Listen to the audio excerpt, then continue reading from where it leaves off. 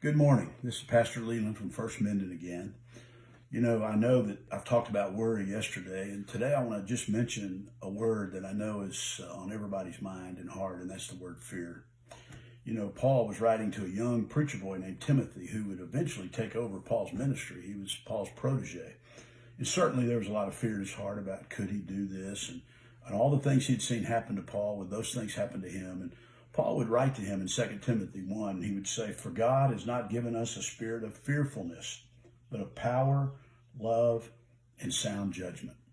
And certainly, I believe that that's true.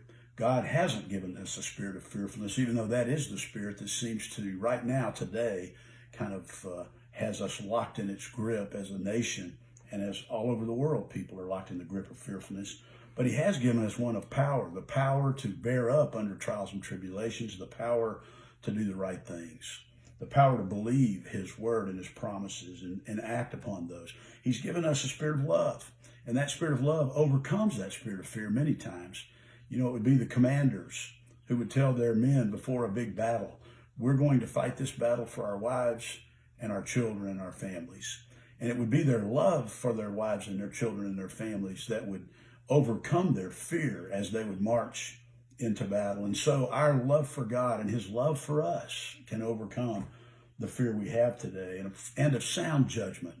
It is that mindset that says, I'm not going to panic. I'm going to put things in proper perspective. I'm going to remember that even though many in the world are panicking today, that God is still in control.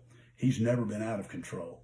He doesn't have a plan B. And he knows what's going to happen, and he's already in tomorrow. And I can trust that because all things work together for good to those who love God, who are called according to his purpose.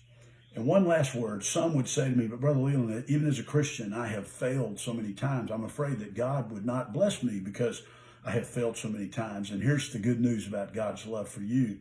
Jesus died for those failures. So God doesn't hold them against you. As a matter of fact, John would say in 1 John 4, there is no fear in love. Instead, perfect love drives out fear, because fear involves punishment. And you see, I will never see the punishment of God as a Christian, or his anger, or his wrath. I may see his discipline in my life, but Jesus saw his punishment, his anger, and his wrath on my behalf and on your behalf on Calvary. So today, remember, you are loved by God. You do not need to fear today or tomorrow or what will happen or the things that will happen out of this, because God's going to take care of you. He loves you. And remember this, perfect love casts out all fear. I hope you have a great day today. God bless you.